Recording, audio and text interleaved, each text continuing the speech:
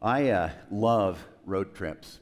I'm not sure how many of you like road trips, but I love road trips, and there's just something about being out on the open highway. I have to say, however, that my favorite road trips are those on deserted desert roads, whether paved or unpaved. The kinds of roads in which few cars are passed, services are basically non-existent, and the horizon is endless. And while there are a few such roads left out there like that, they are getting harder to find. Whenever I've been on empty roads, sometimes I just like to roll all the windows down and listen to the wind blowing around inside of the car.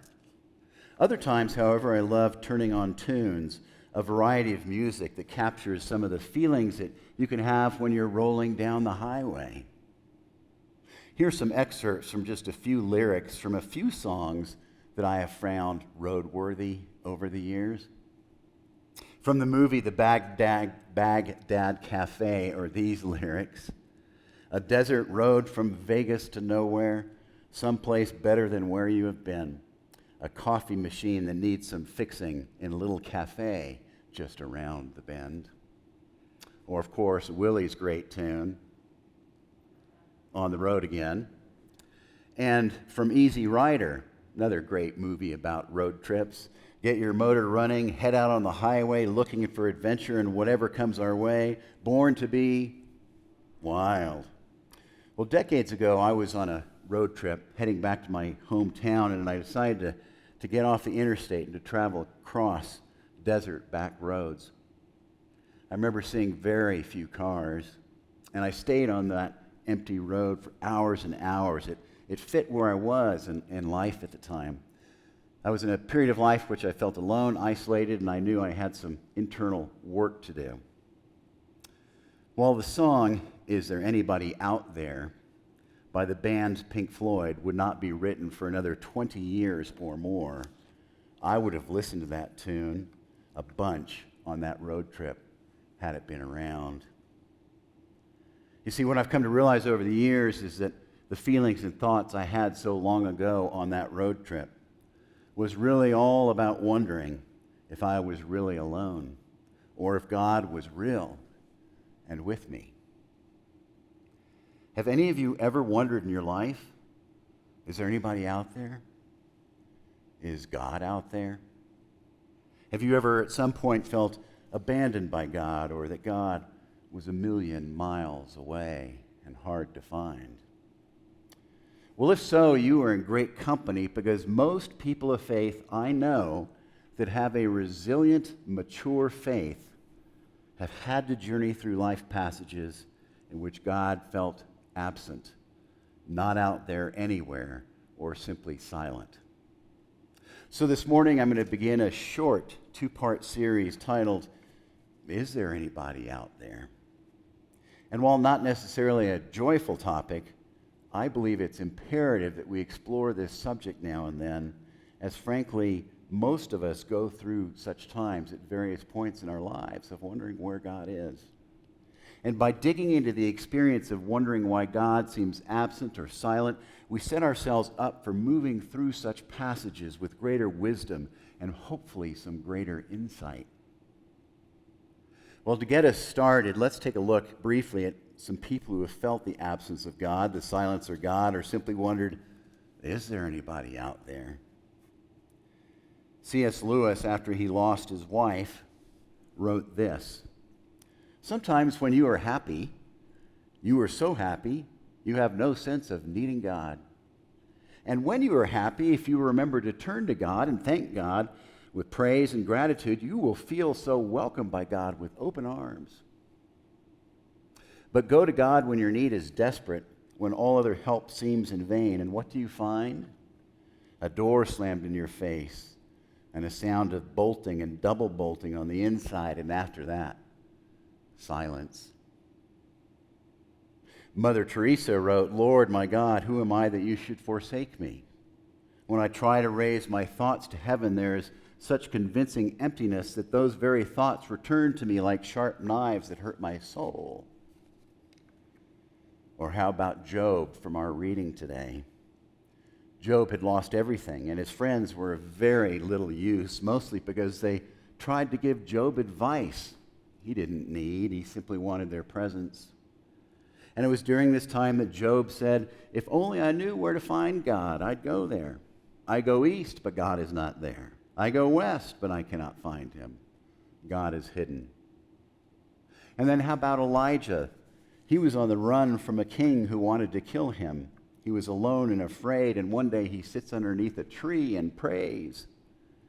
And he says, "God, I've had enough. I'm no better off than my ancestors who are dead." Elijah felt isolated and separate from God, whom he loved. Or how about the woman in our reading today from Mark? For 12 years, no matter what she did not get better.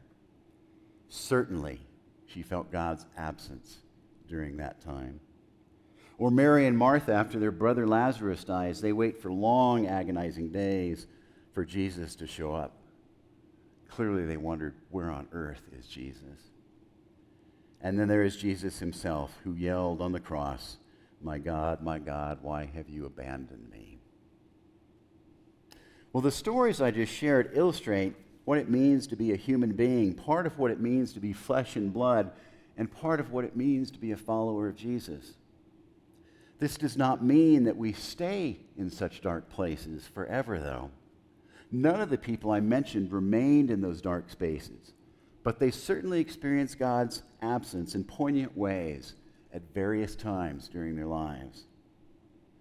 But what it does mean is that when we feel God's absence or silence, it's an invitation for us to say something like, "Okay, this is where I am right now. Doesn't feel good, but it's normal. It's part of the faith journey. It's a very much part of what it means to follow Jesus." And a lot of people of amazing faith have gone through this and gotten through it. Now, I need to remember what this is about and what it's not about and what I might do.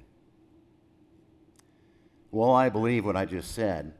I've also have to say that there have been passages in which I've forgotten something really important. To state it again, it is normal to feel that God is absent or silent or non-responsive at times, and that we will get through it and we will not stay there. Reminds me of a time years ago, I was in a monastery in the hills of Oklahoma. I've talked about this before in a variety of settings, but I was trying to figure out what God was up to in my life, and it was there by myself one day. I was out on the monastery grounds walking through some trees when all of a sudden my faith just suddenly vanished. I immediately wanted to pack up and go home. I wanted to give up the idea of going to seminary, and I felt that God was nowhere to be found, and that the answer to the question, "Is there anybody out there?" was a clear no. But there's one thing that made that whole period of time worse. I beat myself up for feeling the way I did. I lost touch with the important truth that our journey in faith sometimes includes the feeling that God is absent or silent. I forgot that it's normal and just part of the deal. I forgot that it was an experience to turn into, not away from, an experience to share with other people of faith. I forgot that it was a time in which invaluable growth and wisdom and insight into my relationship with God could propel forward. So for the rest of today and next week, I'd like to share some little tidbits of things to keep in mind when we're having a hard time feeling that God is to be found. Well, to get started with things to keep in mind about this topic, I'd like to explore something with you at first, and that is the experience of longing. Most of us have longed for something or someone at some point in life. We can long for better health, happy children, a different place to live, friends, another job.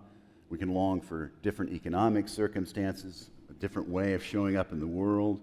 We can long for someone to love and be loved by. We can long for summertime in the midst of winter. We can long for relief from stress, or even for clarity when we're faced with a big decision. The list of things that we as human beings long for is boundless. And there's another feeling that is closely connected to a sense of longing, and that's the sense that something's missing in my life. And such a sense that something is missing can feel like a nudge that just won't go away, or like a tap on the shoulder that won't stop, or like an unexplained hole we're not sure how to fill. And whether we long for something or feel something is missing, it's important to point out that such feelings can be a good thing.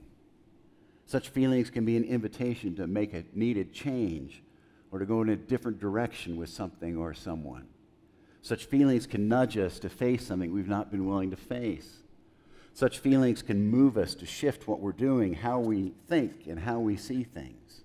Such feelings for longing or missing something can be just what we need. But sometimes, when we feel a sense of longing, sometimes when we sense that something is missing, it's about something entirely different. Here's what the writer Sheila Walsh says. The woman who has 100 pairs of shoes in her closet is longing for more than foot fashion. The one who reaches for another drink until the day is obliterated is longing for more than just an alcohol-induced coma. When you shove one more cookie into your mouth and it no longer tastes good, it's not because you're hungry for cookies. You're hungering for something more. When one disappointing relationship leads to another and another, yet you keep moving on, perhaps it's not that you have not met Mr. Right yet, but the one you long for is above them all. She goes on to say, in essence, sometimes our longings are not really about what we think about at all. That sometimes what we are longing for is God. And I would add that sometimes when we feel something is missing, that often that sense of missing is all about missing God. But with this said, it's important to keep something in mind. When our longing or our sense of missing is really all about God, it is God who puts those feelings within us to begin with. Our sense of longing comes from God. Lots of people have said that our sense of longing for God does not start with us. It comes from God. That when we feel a longing, it is because God is seeking us. Saying this another way, sometimes when we're looking for God, longing for God, or not feeling like we're encountering God, it's because actually God is missing us, wanting more of us, wanting all of us. This means that sometimes when we feel God's absence, what we're really experiencing is God's presence of longing for us. There's one more way to look at this whole idea of longing, too. The other day I left the house. We have 3 dogs. God knows why, but we have 3 dogs at home. It was a long day. A lot was accomplished. And when I finally returned home and walked in the door, I was greeted by 3 leaping, licking, barking beasts. They were overjoyed to see me. They missed me. And I believe in their own dog-like way, they probably longed for me while I was away. Our dogs missed me because they know me. They long for me because they know I'm in their lives. Likewise, I don't long for people I've never met, but I sure miss and long for people I know and love. This is perhaps an illustration that when we're longing for God or feeling like God is missing, it means that at some level we already know God and that God is there even when God feels absent or silent. As one person writes, how can we long for God? How can we long for a God we have never experienced? How can we miss a face we've never seen?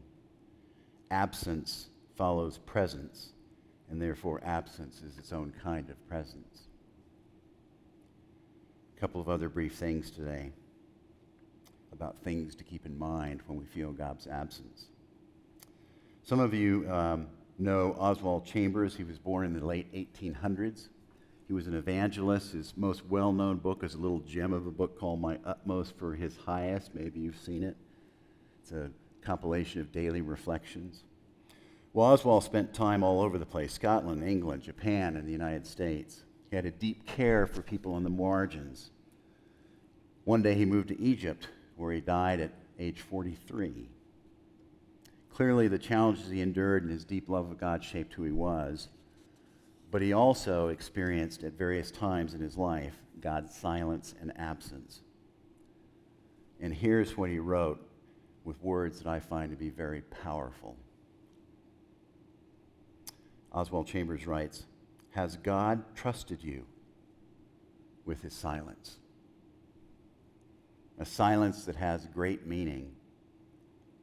God's silences can actually be God's answers.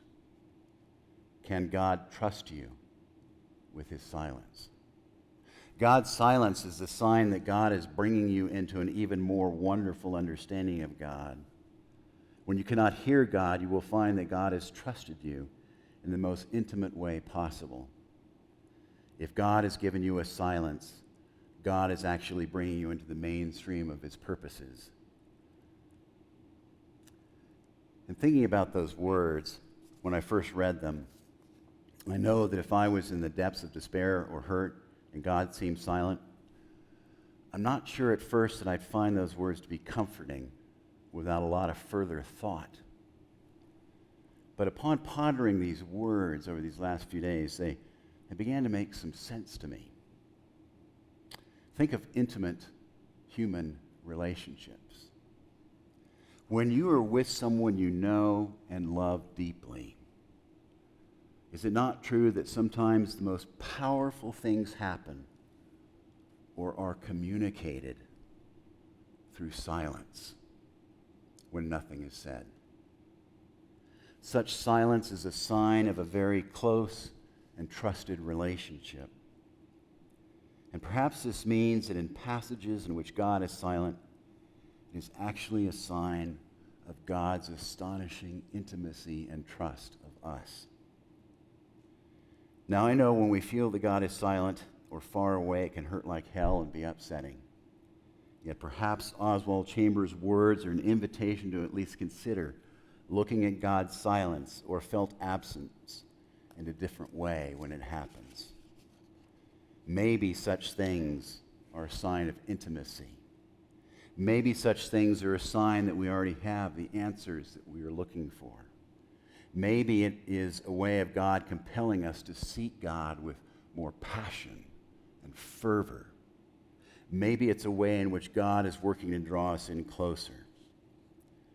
Said another way, perhaps when we feel God is silent or absent, there are blessings to be found that would not otherwise happen. The intimacy of silence. And finally today, briefly, there's the whole issue of trust.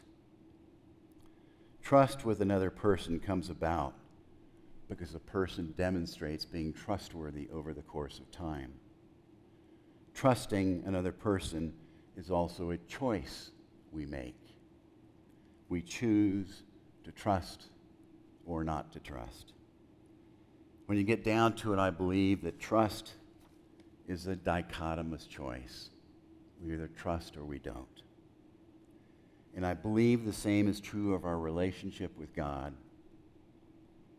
And I want you to think about something for a moment.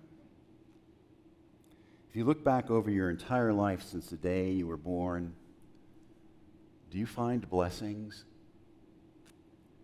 As you think back over your entire life since the day you were born, do you find unexpected joys and good things have happened?